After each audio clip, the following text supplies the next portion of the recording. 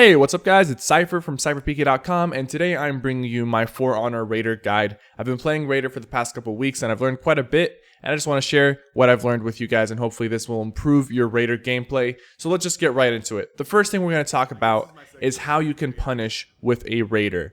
Basically, a Raider is guaranteed a side heavy attack on any light parry. So if your opponent throws out a light attack and you parry the light attack, you are guaranteed a side heavy attack. Now, against Assassins, it's a little different. You are guaranteed the side heavy, but you can also get a top heavy against Orochi, Berserker, and Peacekeeper. You just have to be very quick or already be on your top heavy stance once you parry their light attack. So I just want to say this very quickly. If you're thinking about picking up Raider, you have to be able to parry light attacks to play him at a very high level. I've been able to defeat some of the top players in this game using Raider, but if I wasn't able to parry fast light attacks from Peacekeepers, Orochis, and other characters, I wouldn't be able to defeat those characters that I'm going against. Light parries are very important for the Raider class, and it's something that you should practice and put some time into perfecting. Number 2, grabbing into zone. Basically, whenever you grab somebody with a Raider, you're guaranteed a zone attack. You can't get a side heavy, not unless there's a wall nearby, and I'll explain that in a second.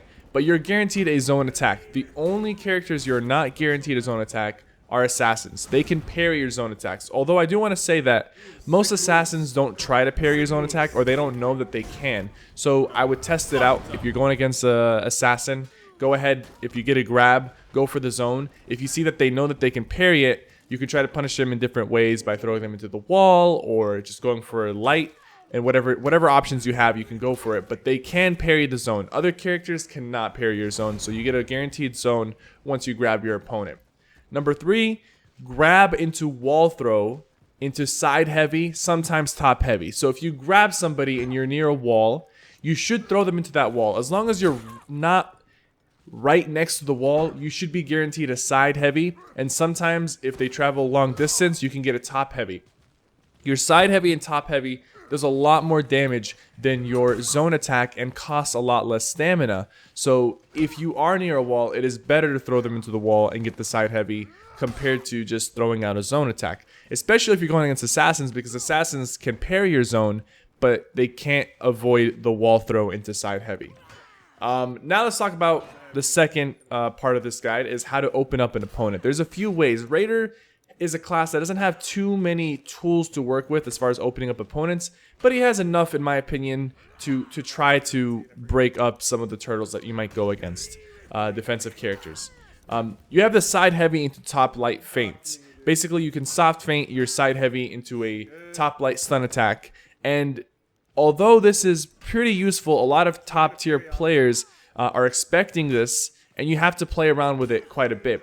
Usually what I do in a fight is I won't use this tactic. I'll throw a lot of side heavies, and I'll use it every once in a while so they don't see it coming. And sometimes it works, sometimes it doesn't. But it's definitely something that you can mix into your playstyle to effectively open up your opponent. You don't want to use it too much, or else they'll expect it every time and they'll start parrying it. But if you use it just enough, you leave them wondering, are they going to switch the side heavy into a top? Sometimes they'll start guarding top and they'll get hit by your side heavy. Sometimes they'll try to parry your side heavy and you can go for the soft feint and get a free top light. So you got to play mind games with your opponent when it comes to this move. The second thing that I like to do sometimes from a distance, especially against Assassins because they don't have the active block, is I will whiff my first light attack and then I'll do my second light. The second light has a lunge effect towards it, and it also comes out very fast. So if you are, at medium distance from your opponent, you can cast the first light, you'll miss, and then activate it again, and then you will lunge towards them and get a free light attack. It doesn't do that much damage, but it's a nice way to get some extra poke damage in, and it's very hard for them to punish it or even expect it. The most that would happen is they could block it. The third thing is zone into parry bait, or zone into grab, or just letting your zone rip. And basically what you want is you want your opponent to have to guess every time you click your zone attack, are they going to let this hit? Should I try to parry it? Should I dodge out of the way? What should I do? So you keep them guessing, right? If you activate your zone and they go for a parry, you can cancel your zone immediately and try to parry their parry attempt. Good players will try to feint their parry attempt, obviously. And that's where zone into grab comes in. You can go for the zone attack, cancel it, and immediately grab. And if they even attempt to parry, or if they don't, they can get caught off guard, and you can get a free grab on them and then zone attack them or throw them into a wall, whatever options you have. And then sometimes you should just let the zone attack go, and some players either will mistime the parry or assume you're going to feint it and still take the full damage of the zone attack. So this goes into a few other ways to punish players, because this actually works a lot better when they're out of stamina. If a player is out of stamina and you cast your zone attack and they attempt to parry it, they can't feint their parry. You get the free parry, and then you get a top heavy on top of them. And then when they get back up, they're in the same situation again. They might still be out of stamina. You can go for the zone, and maybe this time just let it go. They might assume you're going to parry it, or you go for the zone, and if they try to dodge it, you cancel it, and you grab them while they're dodging for their guaranteed grab. So you got to play with this, and it's Raider, if you can notice so far, is very much about mind games and making your opponents guess what you're going to do next and what you're going to do with your abilities. So it's very important to understand your opponent, visualize what they might do, and act upon those predictions. Now let's get into the third part of the guide. This is the big damage part, and some really useful techniques that will separate you from a regular Raider to a top tier Raider. This is the 90 damage combo. This is one of the hardest hitting combos in the game. I think only Berserker has a harder combo, and it does only a little bit more damage. But we're talking 90 damage, which is taking out a majority of every hero's health pool. Basically, how to pull this combo off. It's not easy to set up, but once you start setting it up, you'll be a little bit more comfortable with it, and you'll do it very naturally. Once your opponent is out of stamina, if you get a grab on them off a parry or off a bait or whatever, you have to be in your left guard stance. You must be in your left guard stance for this to work. You grab your opponent while they're out of stamina in left guard, and you throw them behind you. 180 degrees behind you. You throw them behind you, and as you're throwing them, you want to mash your heavy attack button so that your heavy attack comes out right when you throw them, and also make sure that you're moving forward at the same time towards your opponent. So you want to have your forward key locked towards your opponent, and you want to be mashing the heavy attack button so that your side heavy comes out instantly. Your side heavy will come out as soon as it lands. You go for the quick zone attack, and they cannot parry the zone attack. They cannot avoid it.